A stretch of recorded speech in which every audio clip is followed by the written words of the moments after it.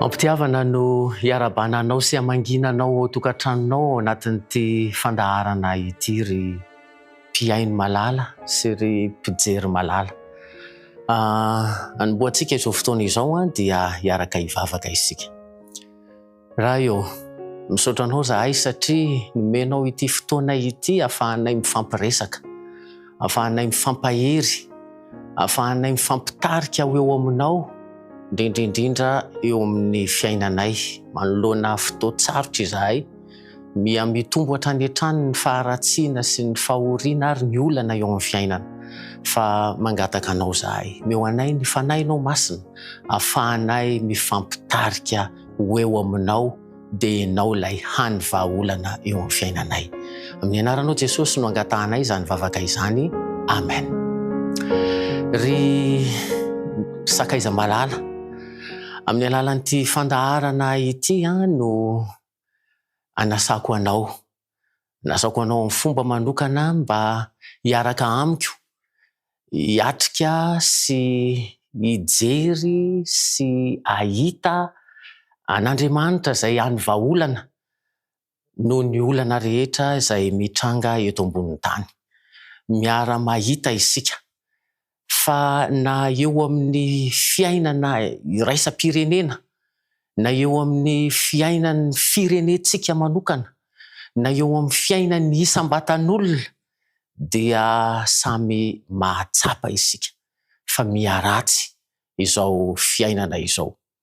Ka terem-panahy aho mba hifampizara amintsika ny hany vahaolana eo anatrehan'izany, tsy hampiravoravo tanana na ihany koa hitondra ho amin'ny fanapahan-kevitra ratsy, dia tsy inona izany fa ny fahakiviana izay mitotongana hatrany ary misy aza tonga hatramin'ny hoe famonotena manoloana an'izany olana eo amin'ny fiainantsika izany. Ry ava-malala, ny soratra masina dia efa milaza fa zava-misy izany, zavatra tsy maintsy hitranga izany ary hiaratsy hatrany aza. Jesosy Kristy ao amin'ny Lioka 1:20, ray manontolo dia efa miresaka an'izany. Amin'ny 9:20 amin'ny Lioka 1:20 io dia milaza izy manao hoe ny fon'ny olona mihitsy no ketraka, ny fon'ny olona mihitsy no hokivy eo am-piandrasana izay zavatra hitranga eto ambonin'ny tany, fa minaniana tsy maintsy tanteraka izany.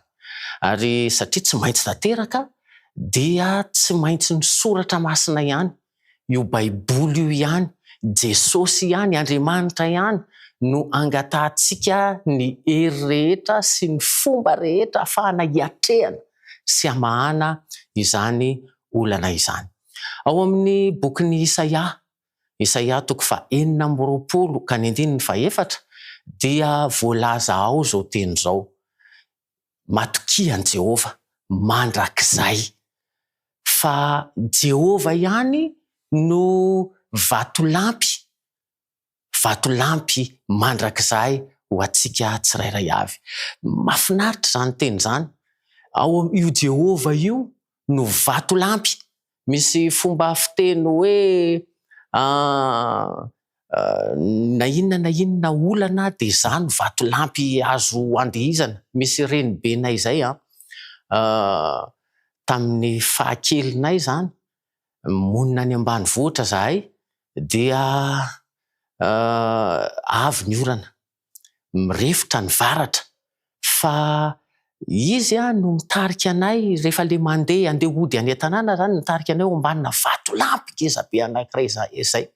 Ary dia eno mihitsy ny fitselatry ny varatra, fa zahay kosa ao ambanin'izany vatolampy izany.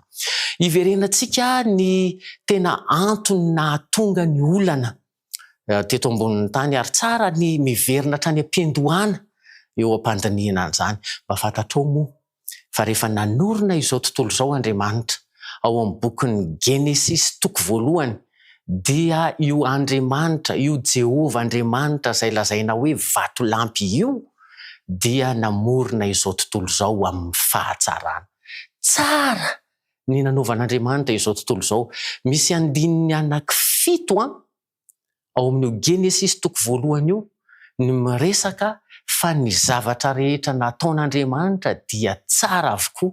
Ary eo amin'ny Genesis toko voalohany andininy 2:30 dia mahafinaritra ny fomba filazany azy manao hoe ary hitan'Andriamanitra ny zavatra rehetra nataony fa indro tsara indrindra izany. Raha tafiditra ao anatin'ny saintsika zany no ao anatintsika ao, zany no eritreretintsika andro aman'alina, dia ho hitanao fa manova zavatra lehibe zany. Tsara Andriamanitra sady mpanao ny tsara. Raha mbola io Andriamanitra io dia tsy misy afa-tsy ny tsara no ataony. Fa inona ary ny nahatonga ny ratsy tafiditra teto ambonin'ny tany? Ao amin'ny Genesis toko 2:7 dia nandrara ny razam-bentsika Andriamanitra mba tsy apiditra ny faharatsiana ao anatin'izany tsara noforoniny izany. Ny Genesis toko 2:7 mantsy no mirakitra ilay tenin'Andriamanitra manao hoe ny azo fahalalana ny tsara sy ny ratsy dia aza hohanina. Aza ampidirina eo amin'ny fiainana mihitsy ny hahalala ny tsara sy ny ratsy. Fa raha vao tafiditra io ratsy io dia fitotonganana. Zay no zavatra izay iseho eo amin'ny fiainan'ny olombelona, eo amin'ny fiainan'ny tontolo misy ny olombelona rehetra. Kanefa dia indrisy raha mikisaka ao amin'ny Genesis toko 3 isika dia hitantsika ny tantara fa voafitak'ilay loharanony ratsy rehetra ny razam-bentsika ka nihinana ilay voankazo fahalalana ny tsara sy ny ratsy. Dia tsy mahagaga intsony fa niara-niditra tamin'ny fihinanana ny voankazo fahalalana ny tsara sy ny ratsy ny fisian'ny ratsy teo amin'ny fiainan'ny zanak'olombelona. Nanota ny olona, ary rehefa nanota ny olona dia vokatry ny fahotana ny fifamonoana, vokatry ny fahotana ny ratsy rehetra, ny fijangajangana, ny famonoan'olona, ny lainga, ny fitapitaka, ny fitiavan-tena izay misy eo amin'izao tontolo izao. Ka tsy mijanona eo amin'ny fiainantsika isika isam-batan'olona izany, fa mihitatra eo amin'ny resaka adi-pianakaviana, mihitatra eo amin'ny fisian'ny manan-karena be sy ny mahantra. Misy karazana olona mpangalatra ary dia azo ny avokoa ny harena rehetra. Dia maro be ireo olona izay mijaly fadiran-ovana ary mahantra eo amin'ny firenena avy amin'ny fidiran'ny fahotana tamin'ny alalan'ny fandavana ny sitrapon'Andriamanitra izany rehetra izany. Mihitatra hatramin'io ady hifanafian'ny firenena, manafika firenena io. Ka ny olona izay mahafantatra ny antony nahatonga an'izany, inona ny antony nahatonga an'izany, dia ny fielana amin'ny fanarahana an'Andriamanitra, dia ilay vatolampy mandrakizay. Dia tarihin'ny soratra masina isika, na eo aza zany olana izany, tsy voavahantsika olombelona zany, tsy misy olona afaka hamahana izany, arakaraky ny eritreretana hamahanana izany no indraindray voamaika olana goavana ihany koa. Zay no mahatonga ny ady tsy mety tapitra io.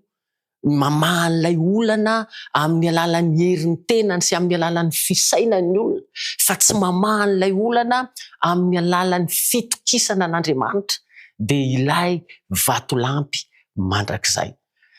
Tomina isika rehetrarehetra mba hiverina amin'Andriamanitra.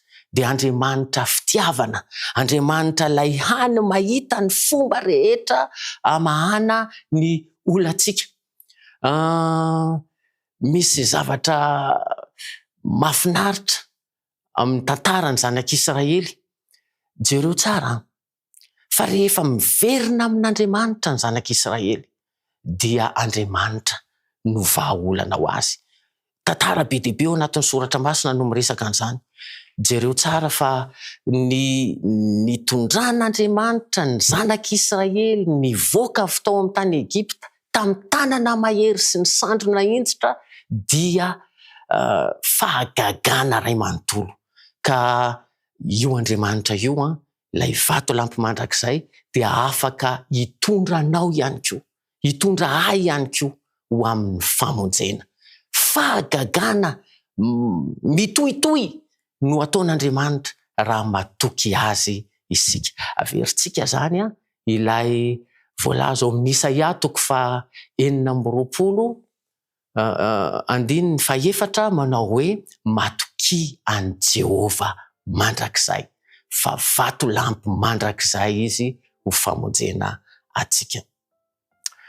Raha izay no androany dia manasa anao tsy ho vitantsika ao anatin'ny fotoana fohy mantsy izy ity, fa misy fandaharana maromaro tahaka izao mbola iarahantsika eto amin'ity televisionna izay arahantsika ity. Ka dia mirary fitahiana ho antsika fa mialohan'ny isarahantsika dia hiaraka hivavaka isika. Raha io, ianao tokoa no vato lampy mandrakizay. Ianao no ilay tsara indrindra sady mpanao ny tsara. Fa indrisy noho ny fahotanay dia mianjady eo amin'ny fiainanay ireo olana maro samihafa. Na eo amin'ny fiainanay isam-batan'olona izany, na indraindray ihany koa mihitatra eo amin'ny ankohonanay, indraindray mihitatra eo amin'ny tanànanay, tazana ny olana maro samihafa rehetra eo amin'izany fiarahamonina misy anay izany, ary indrisy aza fa hita ihany koa zany eran'izao tontolo izao. Ny angatahanay Tompo, aza vela hifantoka amin'ireny olana rehetra ireny izahay, fa atodio eo aminao ilay vato lampy mandrakizay. Ary meteza ianao mba hanao fahagagana eo amin'ny fiainanay. Sokafo ny masonay, ahita fa mandray an-tanana ny fiainanay ianao isaky ny indray mandingana, ary mandritry ny fiainanay manontolo ihany koa. Misaotra indrindra satria mbola afaka nanàlanay amin'ny rotorotom-piainana sy amin'ny olana maro isan-karazany ity fandaharana ny fampiresahanay ny hatsarahanao sy ny mahafamonjenanao ity. Ka dia matoky izahay fa ho tanterahinao eo amin'ny fiainanay izany. Tonononay mivavaka amin'ny anaran'i Jesosy Kristy mpamonjy anay. Amen. Dia mirary fitahiana ho antsika rehetra.